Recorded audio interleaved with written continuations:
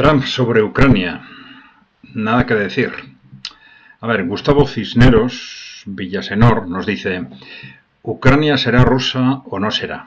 Putin no se arriesgará a otro engaño o traición. Rusia ganará la guerra e impondrá sus condiciones.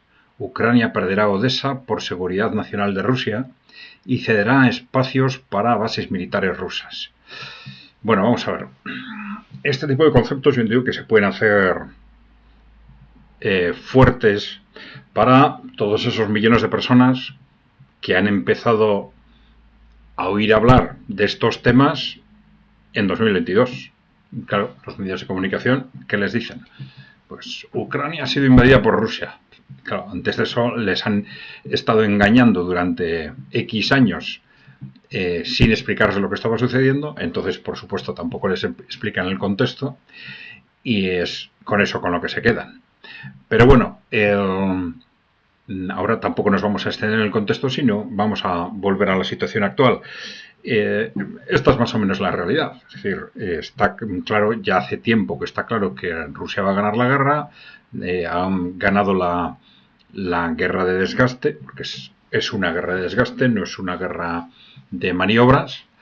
Y en esa guerra de desgaste el ejército ruso se ha fortalecido constantemente y el ejército ucraniano se ha debilitado constantemente hasta ya una situación cercana al colapso, con pequeños colapsos, digamos.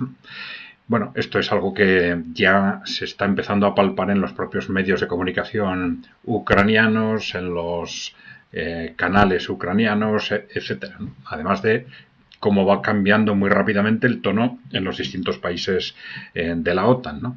Bien, esto es algo evidente, es de que en principio Rusia va a ganar la guerra si no tenemos en cuenta otros factores y nos quedamos en la realidad militar, pues presumiblemente durante el segundo semestre, quizás en otoño, ¿no?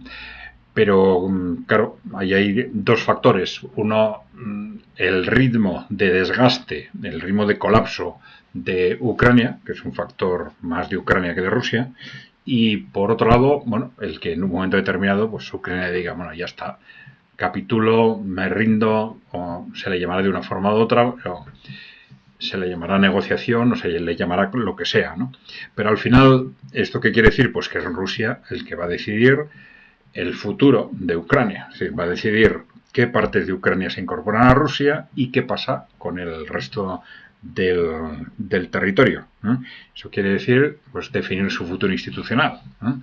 Si va a ser una Ucrania, ese resto, ¿no? Si va a ser una Ucrania que mire al este, que mire al oeste, o que tenga ciertas garantías institucionales de independencia, o va a ser algo parecido, pues, por ejemplo, a Bielorrusia, por ejemplo, con capacidad de integrarse en algún tipo de federación junto a Rusia. Bueno, eso seguramente ya estará muy pensado en Rusia, en el gobierno y en los servicios de inteligencia. Y bueno, esto será lo que de una forma u otra se va a hacer a lo largo del año. Entonces, bueno, Trump, ¿qué tiene que decir sobre esto? Pues nada. Nada, en principio nada. Trump lo que puede hacer es, eso sí, acelerar el proceso en la medida en que se vayan produciendo recortes en las ayudas. Pero su papel fundamental es externo, ya lo hemos dicho alguna vez, controlar la reacción de Occidente, de la OTAN, digamos.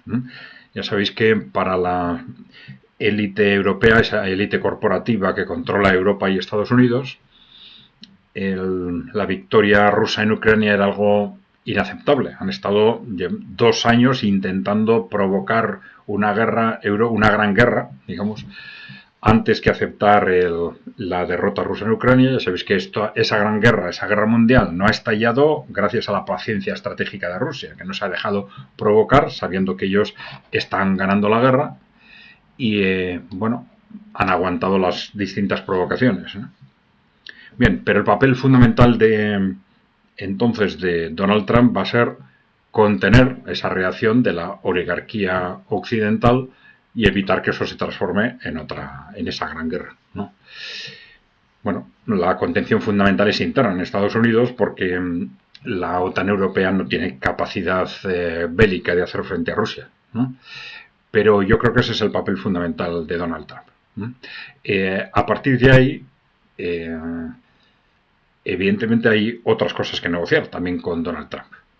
Este es otro tema ya más allá de lo que suceda en Ucrania, ¿no? Y fundamentalmente el futuro de Europa Occidental y el futuro de la OTAN.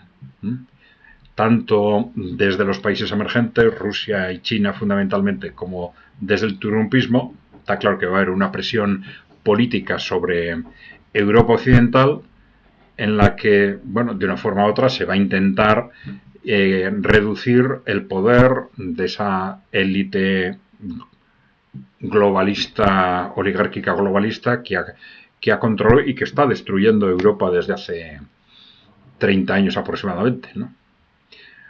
Bueno, y ese es el contexto en el que, de lucha política en el que probablemente nos vamos a situar durante los próximos años.